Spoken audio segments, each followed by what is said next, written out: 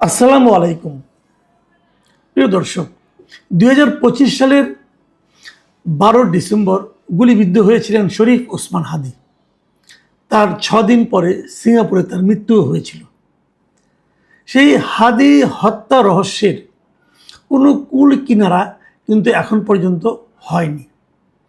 এই মামলায় অভিযুক্ত যে প্রধান আসামি ছিলেন ফয়সাল করিম মাসুদ, তার একজন সহযোগী আলমগীর হোসেন সহ ভারতে ধরাও পড়েছেন, গ্রেফতার হয়েছেন। ভারতের পুলিশের কাছে সে এখনও আছে। তাকে দেশে ফিরিয়ে আনারও কোনো অগ্রগতি হয়েছে বলে আমরা জানি না। শরীফ ওসমান হাদির হত্যা রহস্য এখনও সে বিচারে অনুদ্ঘাটিতই রয়ে গেছে। এরই মধ্যে এখন 6 মাস তো পারই হয়ে গেল।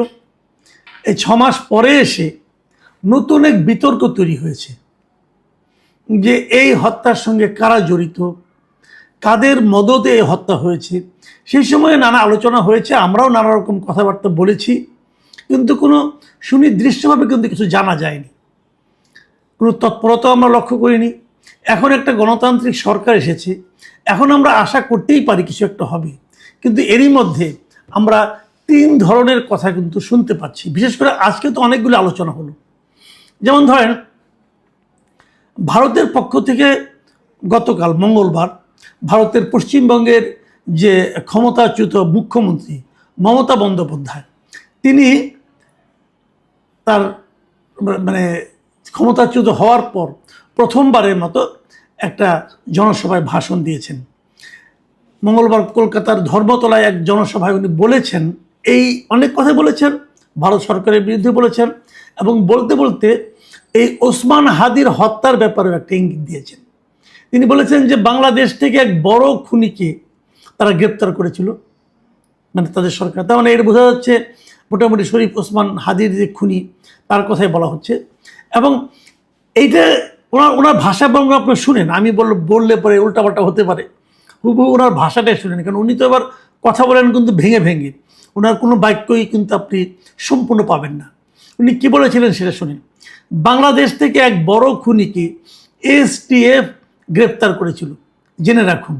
জানিয়ে বাংলাদেশে অনেক রেভলিউশন হয়েছিল। মেঘালয় দিয়ে বাংলায় চলে আসে, আমাদের STF তাকে ধরে। তারপর হোম মিনিস্টার নিজে আমাকে ফোন করে বলেছেন, এতদিন তো কই আমি বলিনি, মুখ খুলিনি, আজকে অত্যাচারের শেষ সীমায় গেছেন বলে আমি এখনও নামটা বলছি না ভদ্রতা করে। বাংলাদেশের লোক উত্তাল হয়ে যাবে, আমি সেটা চাই না, আমি দেশকে ভালোবাসি। তার মানে ওনাকে হোম মিনিস্টার কিছু একটা বলেছিলেন। কি বলেছিলেন সেটা কিন্তু আপনি একটু পরে আবার বলেছিলেন। দেখেন হোম মিনিস্টার কি বললেন, হিন্দিতে বলছেন, আপ থোড়া আপকে বেঙ্গল पुलिस को बोल दो ये बात बाहर नहीं कहने के लिए, ये देश के लिए है। মানে এই কথা যেন বাইরে না যায়, মানে আপনি আপনার পশ্চিমবঙ্গ পুলিশকে বলে দেন যাতে এই কথা তারা বাইরে না বলে, এটা দেশের জন্য করা হয়েছে। কি করা হয়েছে, উনি আসলে কি বলতে চেয়েছেন?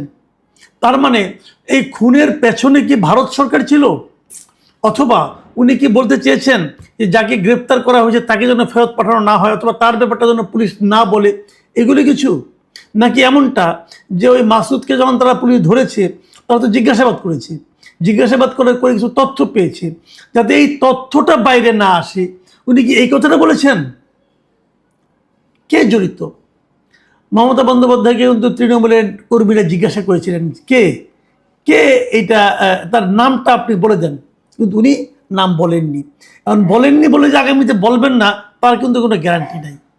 তার মানে কিছু একটা ইঙ্গিত এখানে আমরা পাচ্ছি যে শরীফ ওসমান হাদির হত্যাকারী কে হতে পারে, অথবা যিনি গুলি করেছেন তার পেছনে কে ছিলেন, এগুলো সম্পর্কে কিছু তথ্য ভারত জানে। কি জানে, কতটুকু জানে? ঠিক আছে, মমতা বন্দ্যোপাধ্যায় হয়তো বলছেন না, অথবা রাজনৈতিক কারণে বলছেন না, কিন্তু আমাদের সরকারের পক্ষ থেকে তো একটা ব্যাপারটা নিয়ে সুরাহার জন্য তাদের কাছে জানতে চাইতেই পারে। চাওয়ার পর কি হবে, কি তথ্য তারা পাবে, এগুলো কিন্তু আলোচনার প্রয়োজন আমি মনে করি। কেন বললাম কথাটা, দেখেন এরই মধ্যে এই কথার উপর ভিত্তি করে কিনা জানি না, এরই মধ্যে দেখলাম আজকে নাসিরউদ্দিন পাটোয়ারি উনি কিন্তু যশোর গিয়েছেন। যশোর যে নাসিরুদ্দিন পাটোয়ারি কিন্তু বলেছেন উনি ভারতকে খুনি রাষ্ট্র হিসেবে অভিহিত করেছেন এবং তিনি বলেছেন যে কিভাবে খুনিরা সীমান্ত পেরিয়ে বাংলাদেশ থেকে পালিয়ে যেতে সক্ষম হয়, উনি এই প্রশ্নটা করেছেন। এরকম আলোচনা কিন্তু সামনের দিনে আরও অনেকে করতে থাকবেন। এর মধ্যে আরও একটা ঘটনা ঘটেছে, সেটা হচ্ছে যুক্তরাজ্যের বার্মিংহামে বাংলাদেশের সহকারী হাই কমিশনে দ্বিতীয় সচিব হিসাবে নিয়োগপ্রাপ্ত ব্যক্তি মিস্টার ওমর বিন হাদি, তিনি হচ্ছেন শরীফ ওসমান হাদির বড় ভাই। তাকে গত 15 জানুয়ারি অন্তর্বর্তীকালীন সরকার সেখানে এই দ্বিতীয় সচিব পদে চুক্তিভিত্তিক নিয়োগ দান করেন। সেই ওমর হাদি একটা বড় অভিযোগ করেছেন। ওমর হাদি বলেছেন যে ঢাকা 8 নির্বাচনী এলাকা থেকে শরীফ ওসমান হাদিকে সরিয়ে দেওয়ার জন্য ব্যাপক চাপ প্রয়োগ করা হয়েছিল এবং এতে আমিরের জামায়াতের একজন ব্যক্তিগত সচিব জড়িত রয়েছেন। এছাড়া তিনি প্রধানমন্ত্রীকে পর্যন্ত হুঁশিয়ারি দিয়েছেন, ওখান থেকে বলেছেন হাদি হত্যার বিচার না করলে তিনিও হুমকির মুখে পড়তে পারেন। এই ওমর হাদি মঙ্গলবার দিন মানে গতকাল তার ফেসবুক পোস্টে 2টি পোস্ট করেছিলেন। একটা পোস্টে উনি জামায়াতের সংশ্লিষ্টতার কথা বলেছেন, আরেকটা পোস্টে উনি অন্তর্বর্তীকালীন সরকারের একাধিক উপদেষ্টার কথা বলেছিলেন যে তারা অনেকে এই হত্যার সঙ্গে জড়িত। এবং এই পোস্টগুলোর উপর ভিত্তি করে গণ অধিকার পরিষদের মুখপাত্র মিস্টার ফারুক হাসান উনি আবার আরেকটা পাল্টা অভিযোগ করেছেন এবং তিনি বলেছেন যে এই হত্যাকাণ্ডের সঙ্গে আসলে ওসমান হাদির বড় ভাই শরীফ ওমর হাদি তারই সংশ্লিষ্টতা রয়েছে। একটু বিষাদ দৃশ্য শোনাচ্ছে, একটু উদ্ভট শোনাচ্ছে, বাট অভিযোগ তো এসেছে। এই অভিযোগটা ফারুক হাসানের অভিযোগ কিন্তু উনি আবার যুক্তি দিয়েছেন। উনি বলেছেন শরীফ ওসমান হাদির মৃত্যুর পর সবচেয়ে বড় বেনিফিশিয়ারি কে? সবচেয়ে বড় বেনিফিশিয়ারি হলো শরীফ ওমর হাদি, মানে তার বড় ভাই। তার এত বড় একটা চাকরি হয়েছে বিদেশে এবং এটা নিশ্চয়ই বেনিফিশিয়ারি, এবং সেই হিসেবে ওনার বক্তব্য হলো যে তার ভাই এতে জড়িত আছে। এখন এটুকুর উপর ভিত্তি করে দেখেন ফারুক হাসান কিন্তু কোনো সাধারণ ব্যক্তি না, উনি একটা পলিটিক্যাল পার্টির মুখপাত্র। তো উনি যখন এই ধরনের অভিযোগটা করেন তার কাছে নিশ্চয়ই আরও কিছু তথ্য প্রমাণ থাকতে পারে। তো আমার মনে হয় এই সবগুলো বিষয় মিলিয়ে সরকারের উচিত হবে পুরো বিষয়টাকে খুবই সিরিয়াসলি নেওয়া। প্রয়োজনে ফারুক হাসানকে জিজ্ঞাসাবাদ করেন, প্রয়োজনে ওমর হাদিকে জিজ্ঞাসাবাদ করেন। তারা এই যে তারা সুইপিং কমেন্ট করছেন, একে ওকে জড়িয়ে ফেলছেন, একে ওর বিরুদ্ধে অভিযোগের তীর ছুটছেন, কেন? এগুলো হয় কি টোটাল সোসাইটিতে, সমাজের মানুষের মধ্যে এক ধরনের অবিশ্বাস তৈরি করে।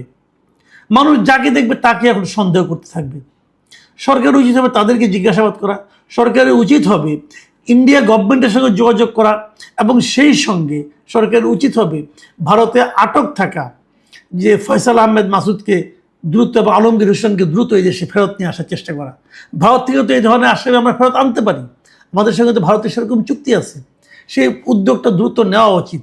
আমি মনে করি যতদিন পর্যন্ত শরীফ ওসমান হাদির মৃত্যুর কোনো কুল কেয়ানা না হবে, যদি সেটা সেই সাগর রুনির মতো ঝুলে যায়, তাহলে আমি মনে করি সুশাসনের ক্ষেত্রে, সুশাসন প্রতিষ্ঠার ক্ষেত্রে একটা বড় ধরনের সমস্যা কিন্তু এখান থেকে তৈরি হতে থাকবে। প্রিয় দর্শক, আমরা সরকারের এই সমস্ত ব্যাপারে আশু পদক্ষেপ আশা করি। এখন এ পর্যন্তই। আল্লাহ হাফিজ।